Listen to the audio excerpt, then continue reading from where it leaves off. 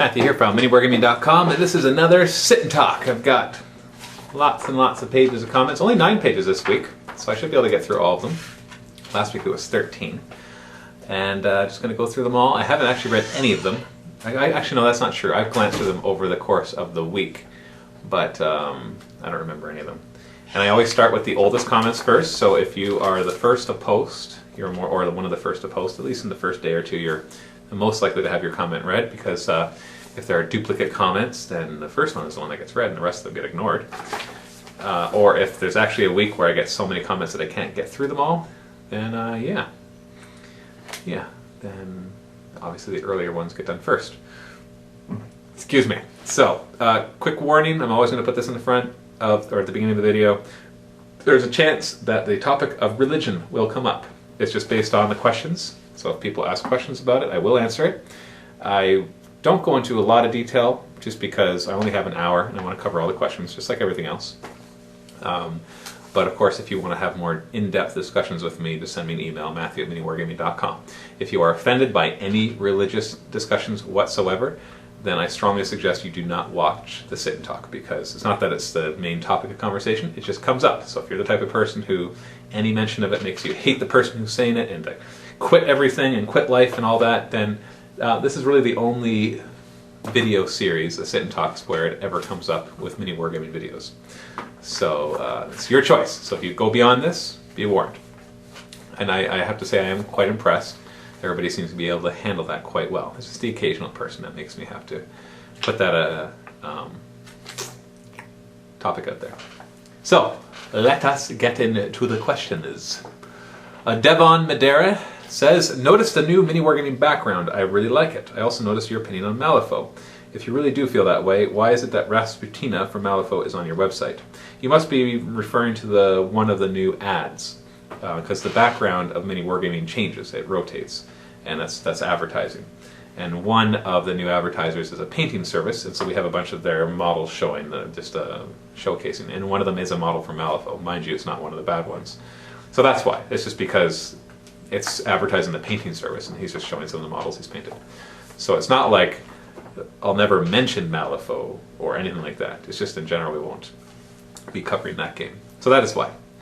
Thermo, good to hear you're looking into covering X-Wing even more. I hope Fantasy Flight goes ahead and sponsors that week.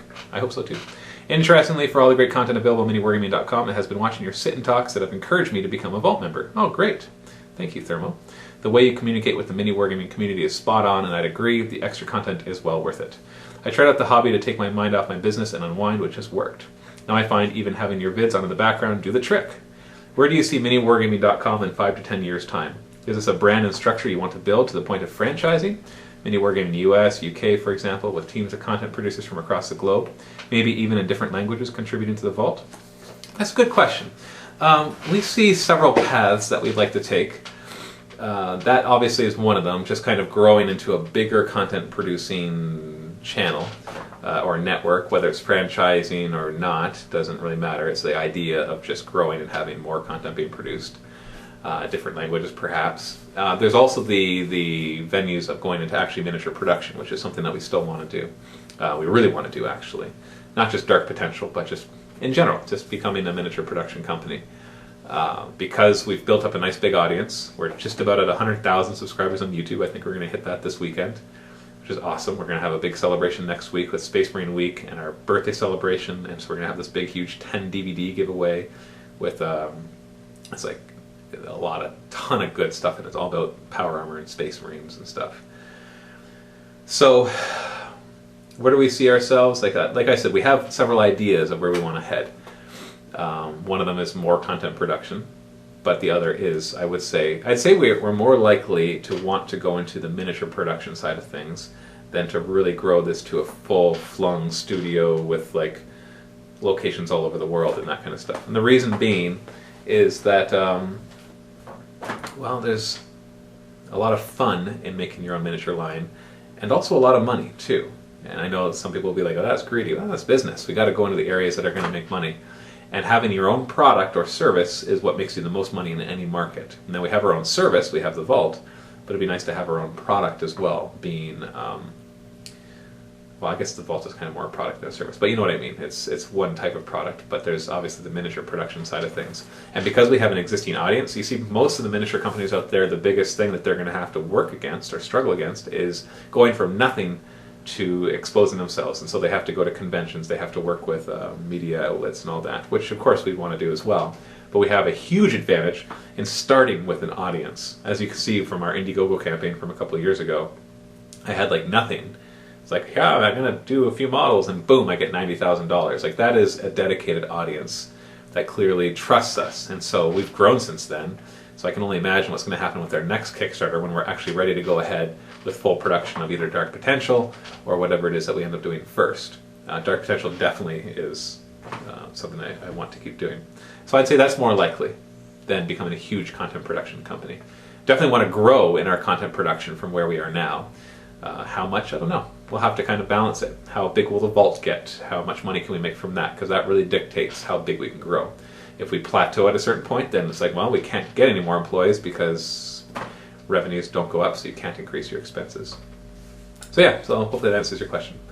But thank you for your support, Thermal. AWald14, Matt, I never thought that sit and talk would be something that grabbed my interest, but I have been pleasantly surprised. Thank you. I think it might be my favorite show. Wow, thank you. I really enjoy the respectful attitude displayed by you and your team in the videos. Keep up that great work. I wish you guys nothing but success. Thank you, AWald14.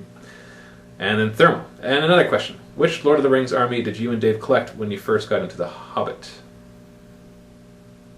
Did you mean hobby? Because we didn't get into The Hobbit. We got into the Lord of the Rings game. I collected, well, they started off with the starter set, the Mines of Moria, so we had the Fellowship of the Ring and the Goblins. I ended up collecting a large goblin army, probably about 50 goblins, and the drum, and the heroes, and some trolls, and the Balrog. So that's what kind of spoke to me the most. Dave had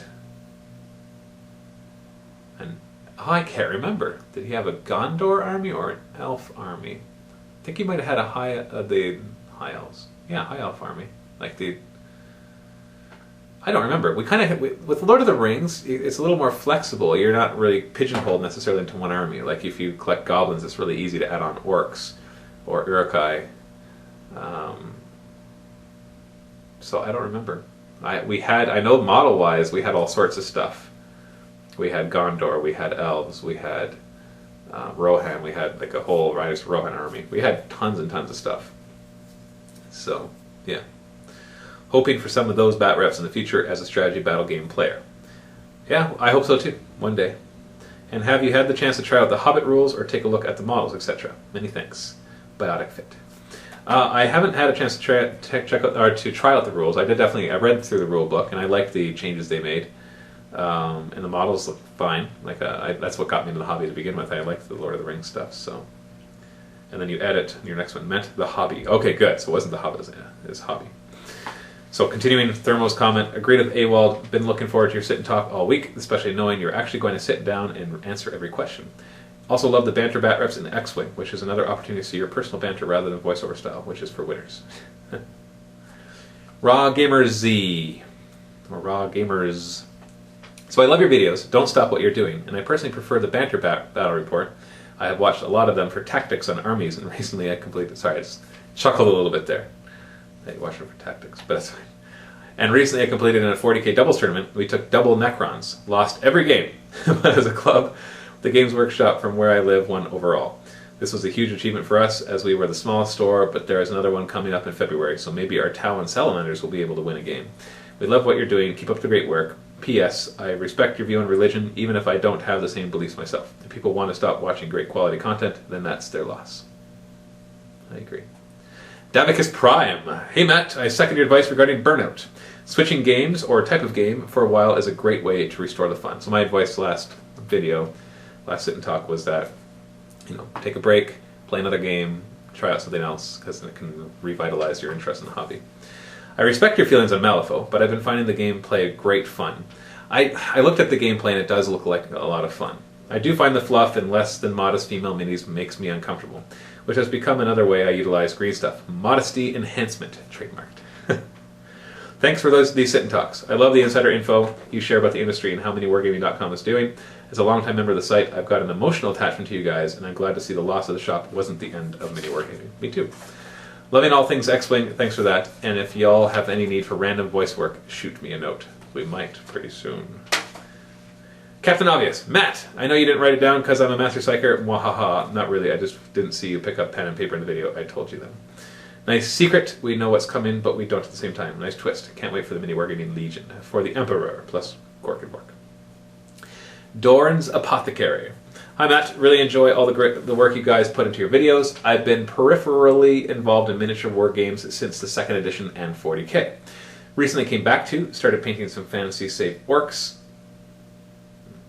Fantasy Save Savage Orcs, I think you might mean. And now getting into 40k. All of your videos helped me make this decision and have been really helpful to date and inspired me to keep my own blog. Oh, great, thank you. The battle reports have helped me understand the rules and gameplay. Dan's Orc Tactica has helped me design my in-progress Death Skulls army. And Life of a Wargamer has kept me amused whilst I've been building and painting. Realize I've not really asked a question. C'est la vie. Keep up the hard work. Best wishes. Thank you, Dorn's Apothecary. General Chaos. Matt, I'm loving MiniWarGaming. You are right when you say each bat rep has its niche, which is really intriguing how they fit into these niches. I'll say it in both pronunciations, so somebody will be happy and somebody else will be ticked off. For your viewers, I really enjoy all of them, and I'm working my way through the backlog since I just became a Vault member a couple months ago. Yeah, there's a lot of videos in the Vault right now. I don't know how anybody could work their way through the entire backlog, but at least it gives you nice pickings through everything. You're always putting up interesting things. I found your sit and talks extremely enjoyable to watch, and I respect the honesty. If you see Dave, tell him I try to do the Eye of Terror, proud in Kansas. I would love to come up and play you guys in the next year or two. I'm in talks with the wife to make it happen. I'd like how you're in talks with the wife, as in like, it's like a political discussion. Anyway, I did have a curiosity. Do you guys ever get to play just for fun? In a sit and talk a while back, you talked about the expense of you playing Dave, etc. And I was just wondering if starting this business has made gaming less fun because you were always thinking about the opportunity cost of playing, or if you even got to play for fun anymore. Someday I would love to be involved in something like this, so I was just curious if it changed the hobby for you. I answered this question last week, so I'll keep this brief. It does change it, and it doesn't at the same time. I barely ever play Dave because of what you said, and we don't really play after hours because of our families and other church responsibilities and things like that. So we're kept busy. But I guess a good example of playing for fun is on Wednesday, and you'll see this next week during Space Marine Week. I wanted to play Space Hulk, the board game, like not the computer game. After playing the computer game, maybe you really want to play the board game. But I didn't really feel like doing a battle report for it. So I grabbed Owen in the afternoon last Wednesday, and I just set up the camera, just pointing down on it, and we just played. And we played as if the camera wasn't there. Like I started off with an intro and everything, and then I said, you know, to warn you, this is going to be unedited, it's just going to be us playing. If you don't want to watch a long video, because it's like they're like as long as the game takes, like no editing and the dead spaces and all that. And so I would say that's how I can occasionally get in my fun games. Not that I don't have fun doing the battle reports, but I see what you mean, like just being able to play just for fun. It's very rare that I play just for fun. It's usually for a battle report, although I have fun too.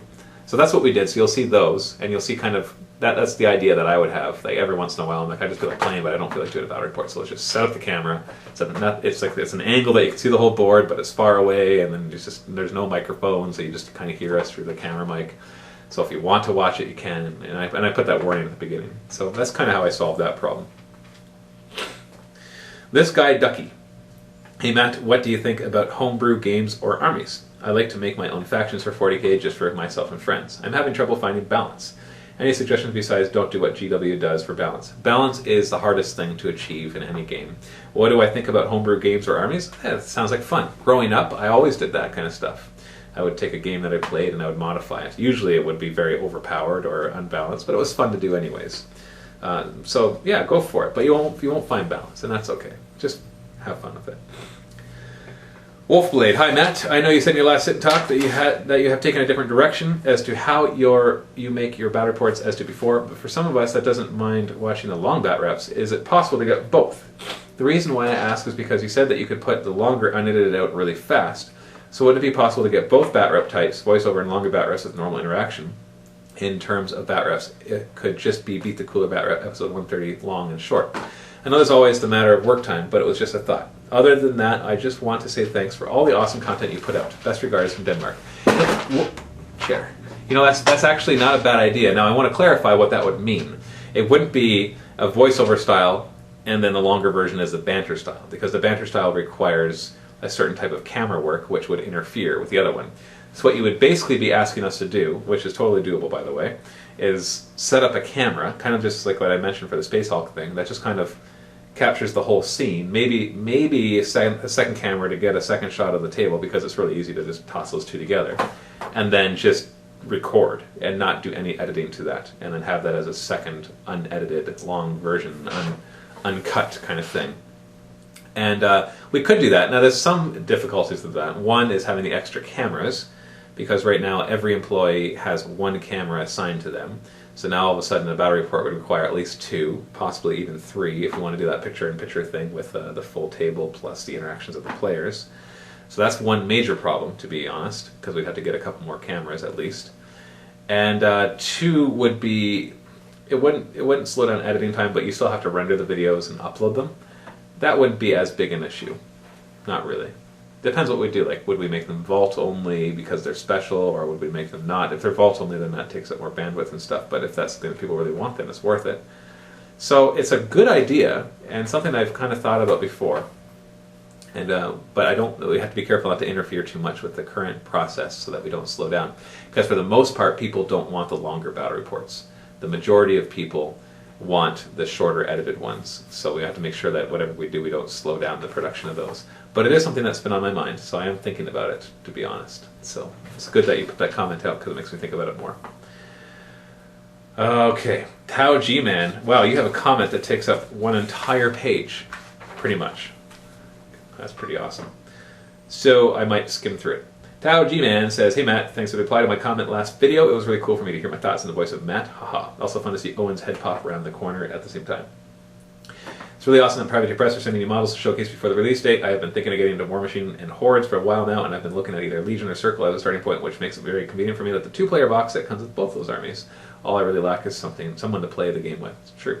Yep, I was talking about the Star Trek Attack Wing game. It plays very similar to X-Wing with a few extra bits thrown in. I'm fairly sure that you are a Star Trek fan, right? So you should like it. I checked it out. I checked out Star Trek Attack Wing. I haven't actually played it or anything, but the models apparently aren't that great.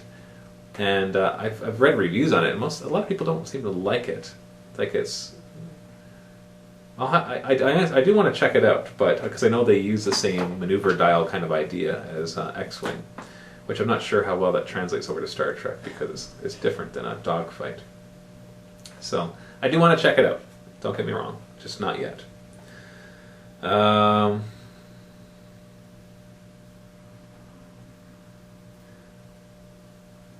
So also, on the assumption that I remember that you are a Star Trek fan, have you ever noticed how the Brine from the Deep Space Nine series look remarkably the same as Princess Leia rescuing Han from Jabba's palace in Return of the Jedi?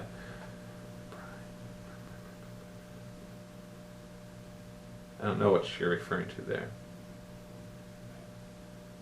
This is, for me, is enough evidence that the Star Wars story takes place in the Gamma Quadrant to now justify an X-Wing versus Attack Wing game. Shields up, phasers maximum, and may the Force be with you. That'd be kind of funny to see those two universes clash. Okay.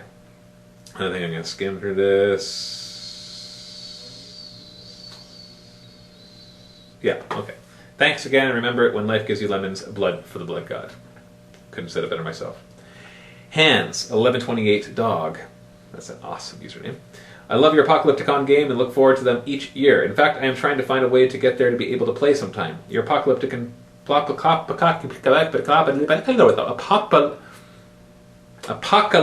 Part 2 video said that you had around 14,000 points per side. Besides being painted, do you have any other restrictions for entry? Minimum 3,000 points, fully painted, and they must represent the models. It's WYSIWYG, and I'm going to be enforcing that even more next year. I currently have around 6,000 points of Space Wolves. Yeah, that's fine. Now with the new Apocalypse rules, there's no restrictions at all to what you bring. We might still put in restrictions so that you can't just bring any models, that you still have to kind of form them around allies so that we can kind of have a themed game. But we'll see. Bardorp. Also a really good name. Hey Matt, a couple of simple questions. Did you intentionally get Mike to use your initials for the logo? No. And my initials are actually WMG, but I guess you can look at the logo and you can go either this direction or this direction. Do you have a favorite recent movie? The latest Star Trek. I really enjoyed. You could pick apart the science in that like nothing else. Like, how close is the Klingon homeworld to Earth? Because you were in warp for like just a few minutes, and boom, you're there. And you're camping outside of it to fire photon torpedoes all the way to the homeworld. Like, and then you're near the Earth with that last fight, and nobody notices or sends help, or like, there was just so much bad science in there. I know that Star Trek is not usually good science; it's usually bad science. But this was like ridiculous science. Like, this, like, what's going on? How does it even make any sense? But I love the movie. It was a lot of fun. You can kind of put that stuff aside. The visuals, the action, the acting, even the story is pretty cool. So it was fun. If you could play a game of any kind against anyone living or dead, who would it be and what game would you play? Wow, that's a pretty deep question. I'm going to actually have to pass on that because I don't even think, well, let's see. Because I don't have the same like admiration for actors and stuff that a lot of people do. Like, if I saw an actor in public, I'd be like, oh, cool, that's Patrick Stewart. Neat. And that's it. There's a lot of people who are like, oh my goodness, I got to get his autograph. It's like, no, sorry. He's just an actor. He's just a person. And a lot of actors have messed up lives, so I don't know why we would idolize them, just because they happen to be more popular. But, yeah, I really can't think of any. Peregrine. Love the X-Wing bat reps. Any chance of doing Star Trek Attack Wing as well? There always is a chance. J.G. Ponage. What do you think of the new Apoc rules, and how will they affect Apocalypticon? I like the new Apocalypse rules. How will they affect Apocalypticon? Well, it's going to make us kind of rethink a few things. Like, for example, the objectives. We're going to have to take a closer look at the stratagems and see if we're going to allow them or not. We've got to take a look at the earthquakey, destroying the table kind of stuff. We probably have to disallow a bunch of those because we need to keep things simple. And the new Apocalypse rules added a lot more complexity, which is fine. I don't have a problem with that. It's just for a ginormous game. It doesn't scale up necessarily. I love the new Destroyer rules. I think they're a little ridiculous when it comes to vehicles, but that's okay because things blow up. Yeah, hopefully that answers your question. Delbon, Matt, I enjoy everything about the site. As a relatively new wargamer, playing / building an orc army just a little over a year now. Your site has helped guide me and my friends I have brought into the hobby, and just wanted to say thank you for all that you do. You're welcome, and thank you for the nice comment. One quick question. Would you guys MiniWarGaming allow someone to play an army based off a list in the Imperial Armor books? Absolutely. I ask because my orc army is an orc dread mob from IA8. Squads of death drebs as troop, cans as fast attack, very walker heavy army. Yeah, that'd be a lot of fun. And would love to play you guys with it, but would love to see how you would feel about this before coming out.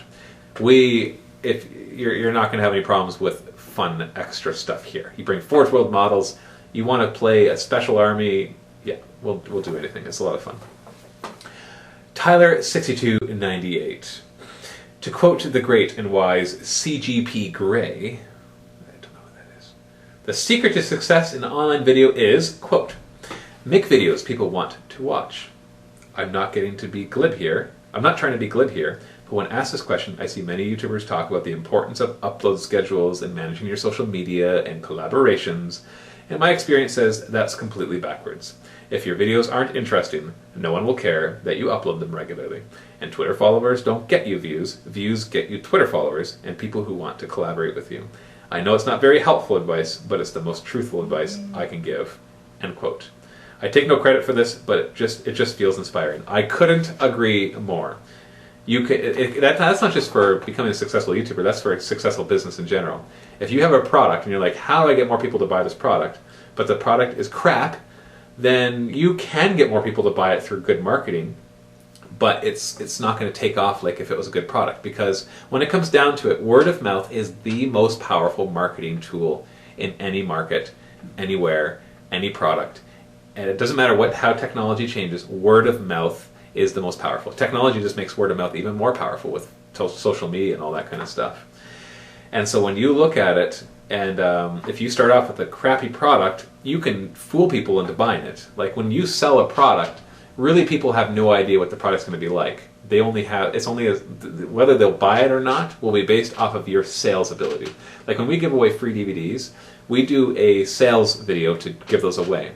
And The amount of DVDs that we end up giving away and getting people into the vault has very little to do with how good the DVD is. What it has to do with is how much eye candy we can kind of show off, our enthusiasm, the things that we say. Not to say that DVDs aren't good, I'm just saying that the selling of the products requires good marketing. But if you want the explosion of the product, then you need your customers, the people who actually do buy, to go and tell all their friends about how awesome this is. That's the only way you'll ever become really popular. In any market, no matter what, no matter how good you are at marketing, if your product is not good, you'll always be limited in your growth. On the contrary, if you have a really good product and bad marketing, that can often be enough. Like the good product makes up for the bad marketing.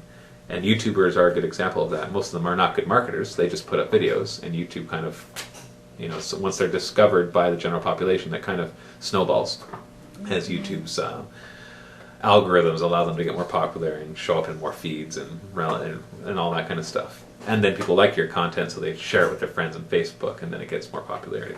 So I totally agree. In any market, any business, you have to start off with a fantastic product or service, or as good as you can make it. If it's just mediocre or bad, then it's going to be a lot more work to get it off the ground. Tyler, 6298, where's Space Brain Week? Now, you asked this 6 days ago, and you probably already have the answer to this question because I put the trailer up. It is next week, Monday to Friday, and there's a ton of stuff going up. A ton of stuff. And you also say, so many bat reps. We need to see more Tactica and how to plays. I agree. I had this idea the other day for a quick tips Tactica, where we just do the really short 2 to 5 minute videos on really quick tactics. So I want to start doing that. JG Ponage. In terms of closest equals best games, I remember a Planet Strike game where the game ended on a pure dice roll-off. I can't tell you how many games I've had that have ended off on a pure dice roll-off. They're pretty tense. Flindo, hey Matt, I was wondering when you guys are going to start getting into Infinity. Well, we've already started getting into it. If you're asking when we're going to start doing battle reports, hopefully very soon. I'm actually starting to, we should be scheduling some battle reports for next week, not to go out to the public, but for us to make. So hopefully you'll see them soon. It's going to be a slow start, but I do really want to get into it. I'm trying to get an Infinity League of a few local players going so that we can get a lot of battles done. You guys talked about it here and there, but I really want to see the move. I collect the Combined Army, aka the Evil Aliens, and I would consider coming out to challenge you guys to battle report sometime if you get into it. Yeah, for sure. For sure. Marshallade. Matt, I know you kind of went over something similar with your Dark Potential History video, but let's get serious here. 100 years from now, what is the state of the world? Humanity? Of course, it's all hypothetical, but isn't it fun to think about? Do we cure cancer? Does humanity kill itself? Are our lifespans over 200 years? Have we sent humans to Mars? Any thoughts? 500 years? Just fun to think / talk about, in my opinion. Well, if you're looking at it from what I actually believe according to religious stuff, as opposed to kind of like, let's just take religion out of it, pretend that we just kind of continue existing in this world forever and that there is no second coming or end of the world, that kind of stuff, then let's do the second one, because the religious one is kind of boring to talk about, not because I don't believe it, but because it's just simpler. So let's say that existence of the Earth continues indefinitely, there is no end to it. Then in that case, I have no idea. Because look at 100 years ago and where we were at. Like 100 years ago, it was 1913, almost the end of 1913.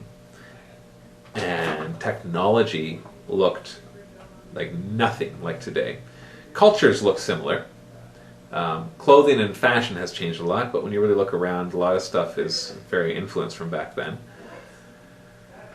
But 100 years from now, would we have... Okay, if I were to look at the current development of science and technology, yes, I think we would definitely be on Mars. How much on Mars? Would we have colonized it by now? Well, our space program is getting rather old now. Like we got on the moon quite a while ago, and there hasn't been much progress since there. For good reason. It's like there's not much, as far as we know, resource-wise, on the moon. Mars could end up being the same thing. You get to Mars and realize it is just mostly useless dirt. In which case, why would we need to ever colonize it? We're not out of space here on Earth yet. Contrary to what people think, we have a lot more space left on the Earth, especially as technology improves, the ability to grow more food and all that kind of stuff. So, would we have gotten to Mars in 100 years? I think so. I think we'd have landed people on Mars by then. Possibly there's... yeah, it'd be interesting for us just to get back to the moon. I think that would be kind of exciting if they did that. Let's get back to the moon with the newer technology that we have. And because think about like technology-wise, like video-wise, like you look at the videos of the man walking on the moon, and it's like, and it's like kind of black and whitish and fuzzy. It's like 0.01 megapixels, or not megapixels, megabit rate. But now, like, I wouldn't be surprised if on the moon they could link into the satellite system and do live feeds. You know, it'd be delayed by a few seconds, or even a minute or 30 seconds, whatever it would be. Actually, what is light? How many light seconds is the moon away from Earth? I'd have to check that, or light minutes even. Anyway, it doesn't matter. So they could totally do like really nice videos from there. They'd have the technology to drill deeper and check out to see, is there anything of use on the moon? Because, hey, if we find resources on there, then that gives commercial people, like businesses, a reason to start launching their space programs. And that's what we really need. If you want to see the space program really take off, no pun intended, you need to make it commercial, like corporation-wise, not government-wise. The government did, they got NASA going up, and they got to the moon and all that, and that's great. But in the end, the government's going to be restrained by the people's budget, which is always going to be limited. I know you might think, oh, governments have tons of money, and that's true, but they've also got a lot of expenses. So, whereas a corporation, if there's like some resource or science, or something that they could use the moon for, then all of a sudden you'd have a reason for them to develop it. Or even if it becomes a tourist thing, that'd be pretty cool. So that's what it would really take for the space program to take off, would be it to be commercialized. That's what I think. Of course, according to our lifespans, like healthcare has improved, but we're also seeing a reduction in our health overall because we're not eating as well, we're not exercising as well, so there's a lot of extra heart diseases and diabetes and stuff, and that's not something for science to solve, that's just something for us to do better. We need to eat better and exercise. Of course, as we learn more about science and people become more educated as to what it means to eat better, because then there's the foods to avoid and the foods to eat. Do we cure cancer? I don't know. Cancer is kind of we call it cancer, but it's not just one thing. It really is not a simple one thing to cure. That's like curing the cold. A cold is not just a single virus. It's a lot of the different ones. That's why we keep getting them, right? It's like curing the flu. It's like, well, no, there's not the flu. There is all sorts of flu-type viruses. So I don't know if we'd ever cure cancer, but we could get to the point where we can treat it a lot better. But I don't think we'd ever cure it per se. But you never know, right? So yeah, our lifespan's over 200 years. No, I don't think so. But I think in 100 years we could have humans on Mars, for sure. Because technology could grow for that. Crash Golem, Beasts of War used to do some Warm Hordes list reviews. You could do some viewer list playtests. Maybe do them on a live show. That's not a bad idea. Logistically, it's not that easy to do. It's one thing to sit down and just talk about it. It's another thing to actually like build the list and get a battle report in. So yeah. Tau is better than Chaos. That's the username. Hi Matt, I recently got the new Vanguard and Lord Executioner Space Marine models. I just started my army. Love the videos. Cheers. Great. Sounds like fun. Joe Phillips. Hi Matt. I'm a young mini-wargamer and have played Warhammer 40k since I was 10. I found mini-wargaming when searching online for price estimates to sell my miniatures. I watched a bat rep of you versus Dan's Orcs and it inspired me. I got my friends back into the game and I now watch all of your videos. Dave's, Owen's, and Jay's, even the tutorials. Your beat map bat reps are so brilliantly put together. Thank you. Dave's are so much fun to watch. Owen provides the competitive side of things and I find Jay's a mix between the three. Keep up the excellent work. As soon as I get a job, I will be subscribing to the Vault, but until then, my views and comments will have to do. And they definitely do. Ha, do. Mduzias. Hi, sorry if this has been covered or is possible already, but would it be possible to make these downloadable somehow like podcast style? I spent a lot of time traveling and it would be great if I could download some of these as mobile internet isn't very reliable and costs a fortune. Many thanks. It's not available. There are some Firefox plugins where you can download the MP3 or MP4 of YouTube video. So if you're able to view MP4s, you could do that. So that's what I would suggest doing. Orky, Benji, Matt, have you ever read any of the Wheel of Time books? You might like them. My wife has read through them all because she likes Brandon Sanderson and he finished them off. And I'm not going to read them. Because we both love fantasy books. and she didn't particularly like the Wheel Time book. She kind of just pushed herself through it and liked it in the end because Brandon Sanderson. I know a lot of people will be like, "What? Wheel Time is awesome," including Owen, who replies. MiniWarGaming Owen says, "Orky Benji, Wheel Time is awesome," assuming that's actually Owen. But for one thing, it's kind of intimidating to have like that many books right in front of you, and the same. And she said, and I value her opinion a lot because she knows what I like.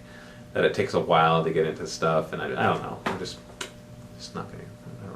I kind of like the fact that The Way of Kings by Brandon Sanderson is starting off right now, because that way he's planning on doing 10 humongous books for it. So I would probably feel the same way if those 10 books were already done. But since he came out with the first one and I read that, and then we wait for the next one, I think that will help a little bit more. Liquid Meadow. Hey Matt, I had a question about Dark Potential for you. Unless I'm very much mistaken, I think you mentioned you had a company design the figures that are used in the game, and the results are obviously great. I'm looking to have a couple of very specific figures made a sort of D&D game I play with my friends. I did not have a company do it. I researched concept artists, and I used several. I researched sculptors, I used several. I had a company produce or manufacture the miniatures, and that's Rafm, RAFM.com. So that's the company I use. But other than that, you got to like go out there and find artists and sculptors. I was wondering if you had any suggestions or ideas of where I could get some very specific figures sculpted and made for my game. Thanks. Not really. It's hard to find sculptors unless you know people who know people, and I don't know people. Chris 1717171 Apocalanglin Con. Yes. Furious Viking, like symphonic music? I do. Give Karak Angren a try, or Dark Funeral, or Dimmu Borgir. Noted.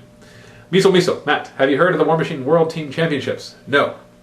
Have you thought of playing some of the lists from them? No. To see how high-level lists work, or even trying to go next year. Canada didn't have a team. Well, I obviously wouldn't think of playing some if I didn't hear about it, but you didn't know that at the time of writing that, so I'm not making money, I promise. Red Dragon 162. Hey Matt, I agree with you on the Ravener book. I've been trying to slog my way through it, but it just really drags. I would suggest reading the Gaunt's Go series by Dan Abnett. Imperial Guard are much easier to relate to as normal humans. He's a fantastic writer who has a habit of making you love the character he's created, then taking them away from you. I actually finished the first of the Ravener books just last night, and I have to say that in the end I really enjoyed it. It took me a little bit to get into it, and a little longer to actually start caring about the characters, but in the end I liked the story, so I'm looking forward to reading the next one. Miso, somebody last time had the idea of giving lists to use. This could be quite fun, and you could even put up 3 lists and get people to vote. Similarly, we were talking about what models to get next in Khador. You could ask people what to vote on you should get next. Didn't mention that in the last time, but Black Dragon, Iron Fangs, and Iron Fang Kovnik would also be good additions, as well as more Warcasters. Eve Ladd, the Irisks, Straka. I agree, yeah. Catharon, hey Matt, have you guys ever thought of doing a microtransaction system for the Vault videos? I actually have. There have been many times when I wish I could watch a Vault video, but I'm not fully sold on the idea of getting the entire Vault, getting the Vault Pass.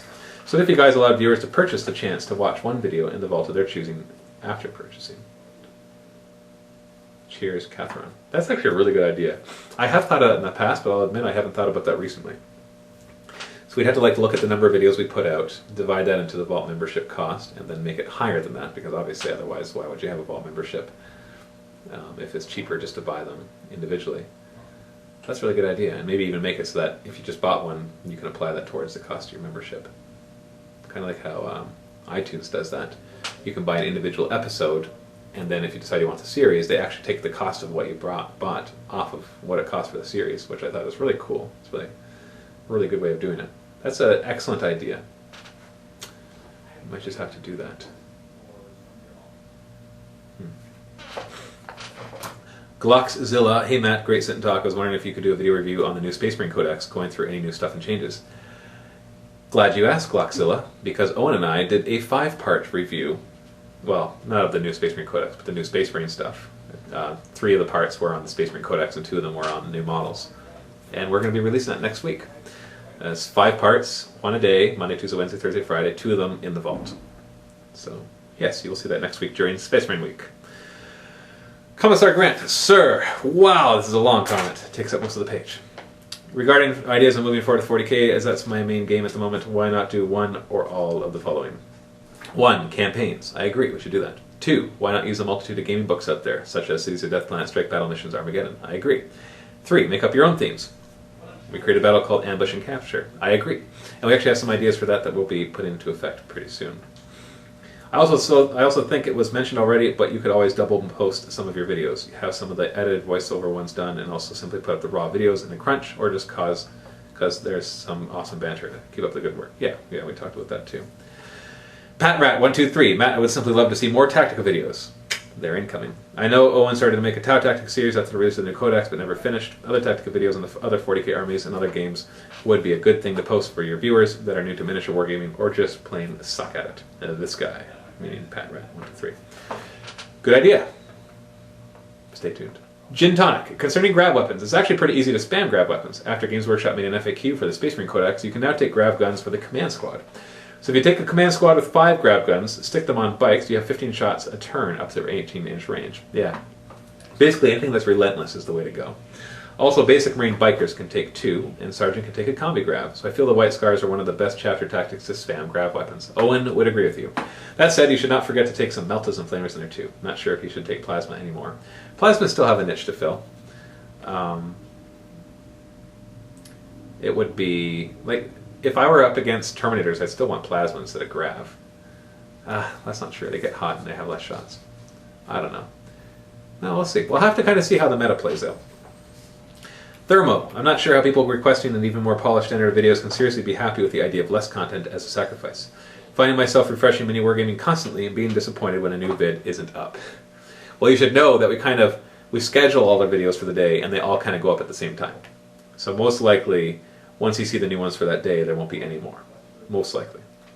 Kraken and Dakin. Hey Matt, one thing I would love to see would be an enormous Apocalypse battle report with all the MiniWarGaming staff like the first one you guys did years back. It would be awesome as a one-time thing in Christmas time as a Christmas present for your vault members. Not a bad idea. Kizug666. Hello Matt, do you know if Dan put something to web wherever he is now? Yeah, he has his own channel now, youtube.com/CodexDan. CodexDan. C-O-D-E-X Dan. D-A-N. And he posts stuff to that. Space Frisian. If you were to paint up a Space Marine chapter, which one would you care to paint? My own, the MiniWarGaming chapter. I am painting Sons of Orar while watching this vid. I like the red and white combo they have. Yeah, we have a contest going on right now for people to submit ideas for our paint scheme. I think we have a winner, but we're still waiting to check.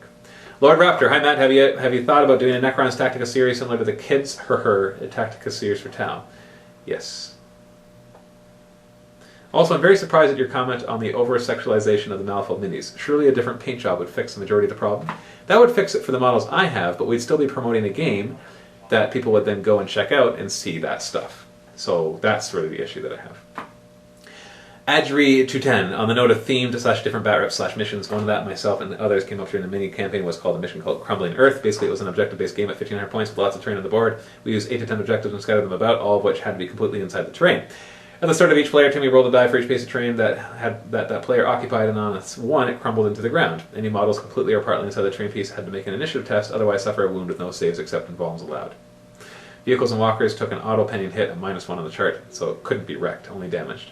Monsters creatures took the 3 wounds on a failed inits test. Skimmers and models with a Jinx save are all allowed to make Jinx saves. Cool. So that kind of terrain is falling around you. Fabian1, will you guys be bringing any of your custom terrain to Valhalla this year? Probably not, just models. It'll be hard enough to truck a lot of models there. Tuscan Daryl, hi Matt, I know that this probably won't happen anytime soon, remotely soon, but if Games Workshop were to make a whole new army, what would you like to see? Personally, an Adeptus Mechanis Codex sounds fun to me. I actually agree. Somebody asked me this question last week and I didn't really have an answer, but after kind of doing more research on Space Marines for our own chapter, seeing all the other kind of parts of the Empire, the Imperium, sorry, made me think, yeah, it might be cool to do that. They could be crossovers and stuff, obviously, but kind of introducing new vehicles and experimental stuff and blah, blah, blah, that'd be neat.